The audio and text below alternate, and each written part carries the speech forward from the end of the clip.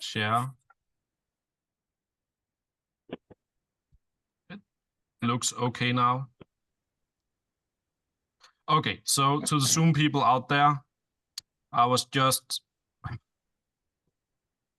yeah, I'm so sorry. I don't know how far back I was failing.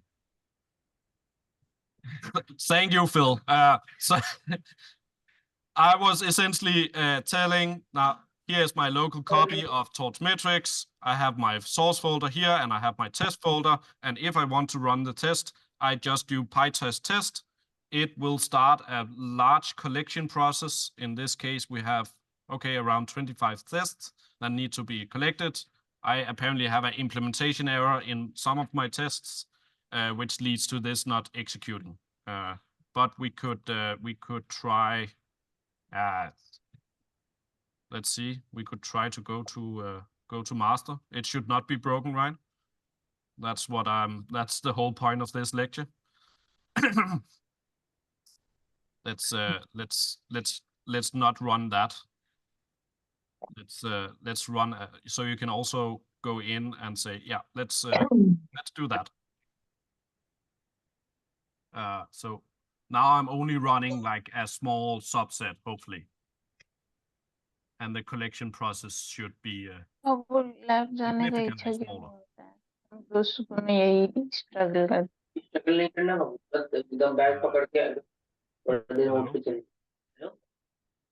Yeah, so I think, yeah, okay.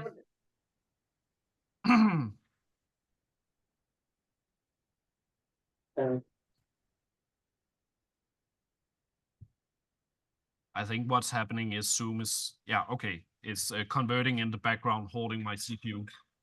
Okay, so what happened here is that now it ran this file, and what the small numbers here indicate is that the S indicates a test was skipped, and that may be due to like I'm missing. I think in this particular case, it's a test that requires to run on multiple GPUs, which my computer doesn't have. And therefore it was skipped in this particular environment. In other environments, it would actually run. And then the green dot indicates a test was run and it was successful. And in the end, we could also have a red F that would indicate a test was run and it failed. Okay. Please mute. Oh my God, so many problems today. Good. Now let's continue with the lecture. So all I showed now was step 2. So step 3 is now we want to automate everything. My Zoom quit unexpectedly again.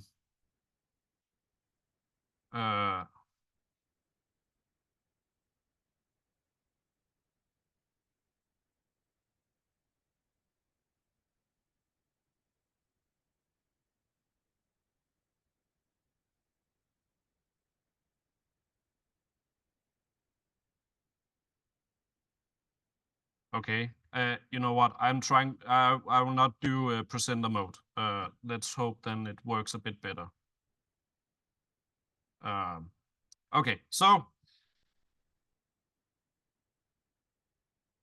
for the last call, let's just quickly go over this before anything else breaks. My point is, continuous integration, you can essentially automate whatever you want to do. The point what you will go into is doing the unit testing automatically. But you can also set up documentation creation. That's, for example, what I do for this course.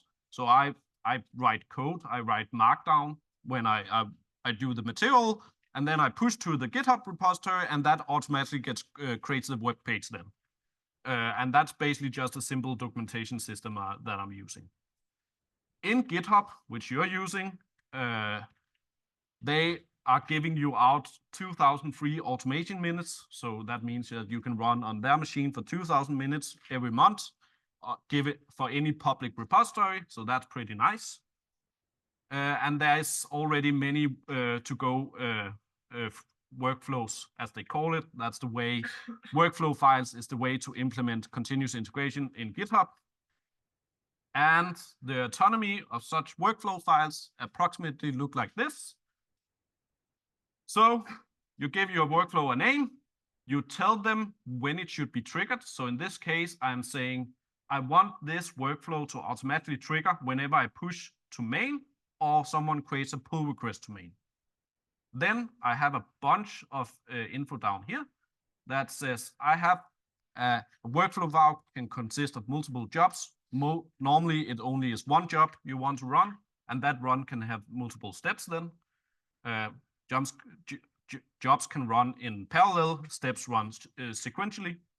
I can tell them what operating system I want to run on. I can tell them that I actually want to run on multiple Python versions.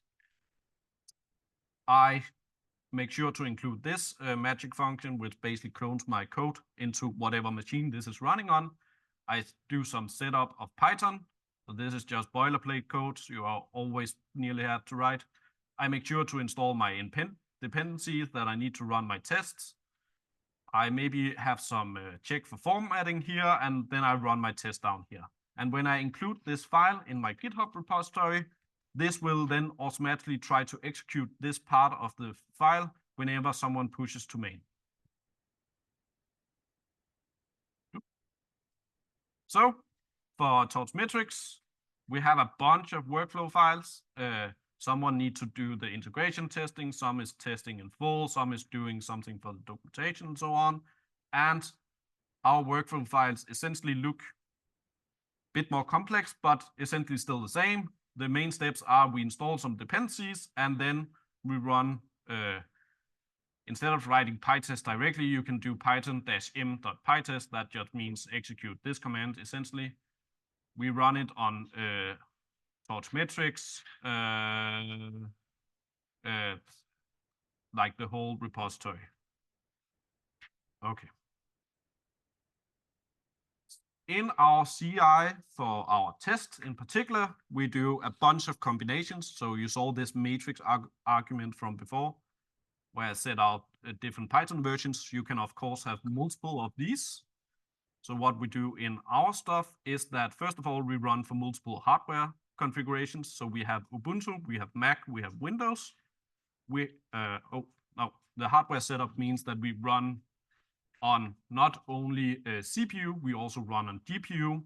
You cannot run on GPU in GitHub, but we have some GPUs through Azure, which we can then connect to the workflow in GitHub.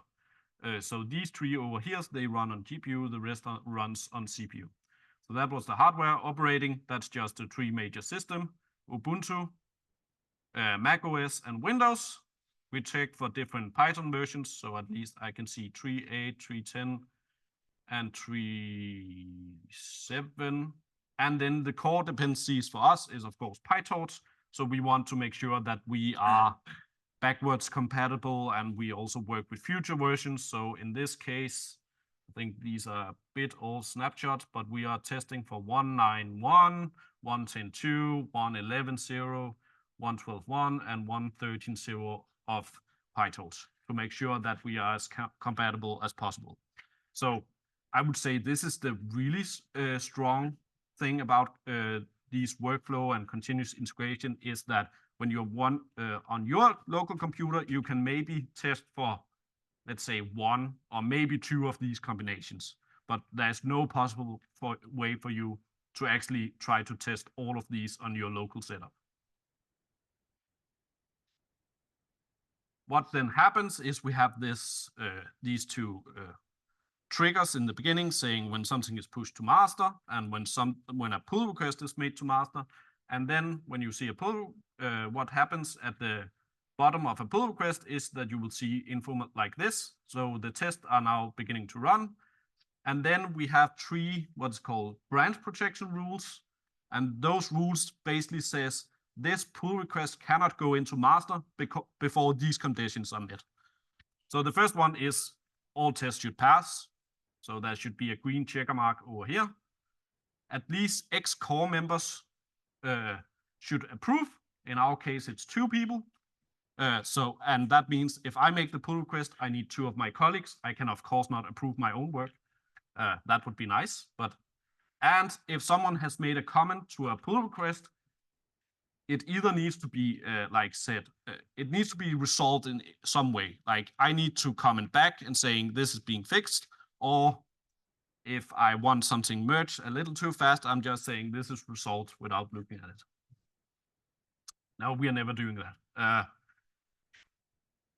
You can also have pre-commit running as part of your workflow. So in this case, my good colleague Justus, he was doing like some updating, and he forgot about these white space that we don't want in our code.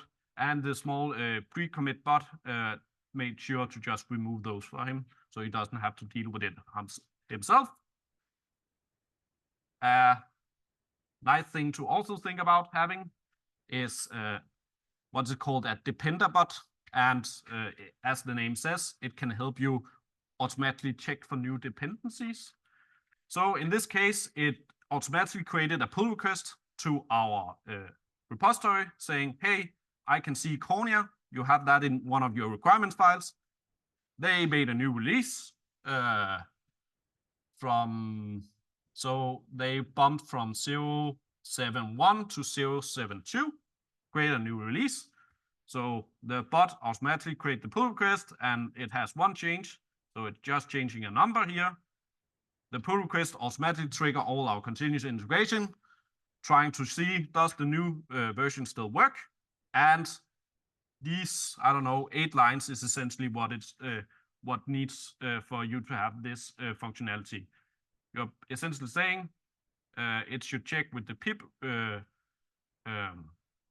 ecosystem. You point to where your requirement file, and I'm saying I want it to check weekly. So CI bots can really help you also to accelerate your workflow and automate even more boring stuff. So the summary is, I'm sorry for both my slides and Zoom. Start by using version control. You're already good at that. Writing unit tests, and then automate them through workflow files. And yes, yeah, this was just a funny case I saw on Twitter, X, whatever it's called. So there was a bot that found a vulnerability in your code. It sent a PR to fix it. The CI verified the PR, and then they also have, in this case, a bot. If everything passes, it just merges the PR, and then they have another bot that celebrates with a GIF. So this is the future, people. Basically, bots fixing our code. Okay. Who pays for the resources in your open source project, the metrics? Okay, so if we run on the CPUs, just many of the workflows, that's going out of the free money, and we can, in most cases, keep it out, keep within the limits of that. If we are going to the Azure and want GPU resources, we of course pay for that with company money. So it's an open source project, but we also have a commercial side, which then pays for the open source model. And that's the way Hugging Face started. Everything was open source in that case, and many times. And what happens at some points, investors think you are interesting. They want to invest in you because you have experience building software. That's what you get when you do open source stuff. You can build software. And at some point you spin out and have a commercial side. And since we are in it, I don't want to like make too much publicity, right? But now we are here. So our commercial side is called Lightning AI, and what it essentially is VS Code in the I like Firefox. It's essentially VS Code in the cloud, and what it easily allows me to do now, it's just spinning up.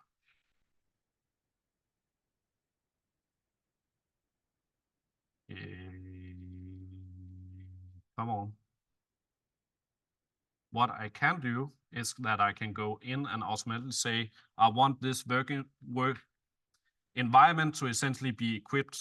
To begin with, it's just equipped with a CPU, but I can also go in and say, hey, I want 4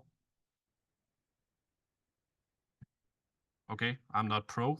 I'm not, I'm just an employee. So I can at least get one GPU, and then it would equip to me my environment here, and I can run directly in the cloud here.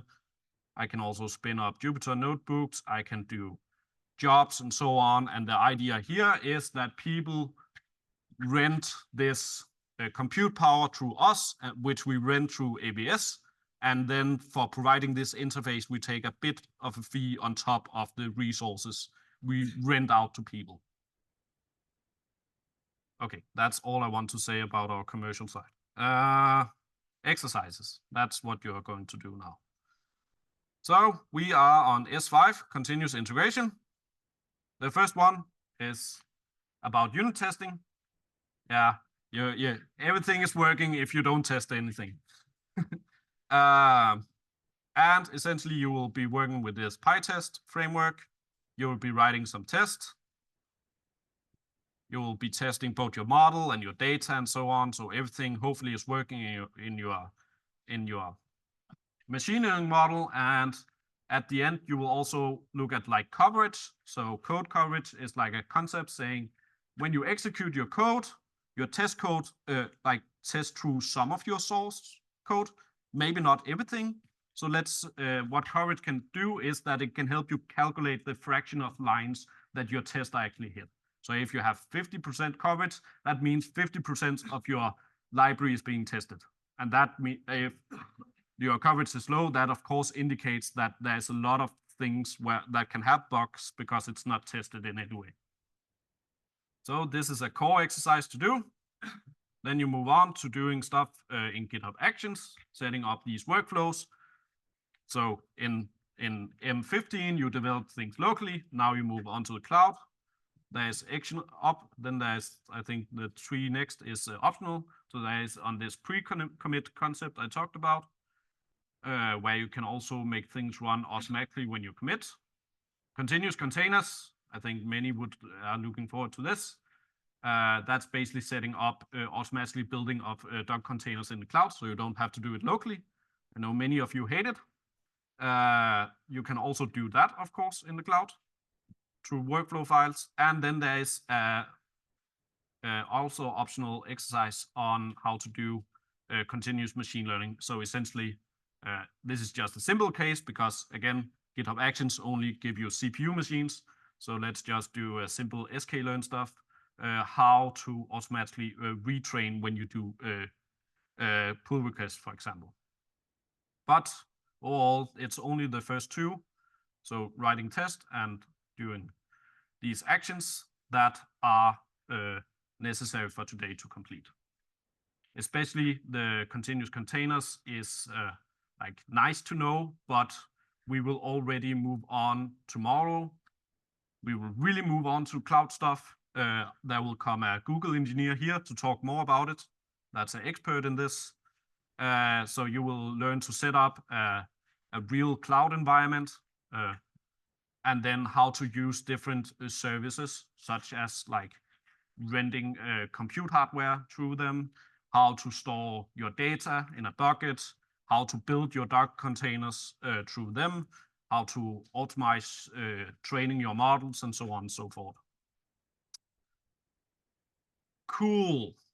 Stop sharing. Any questions?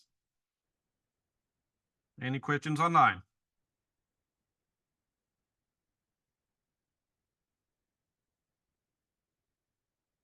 Okay, then thank you for today. Sorry about all the inconvenience. I have no explanation. Cool.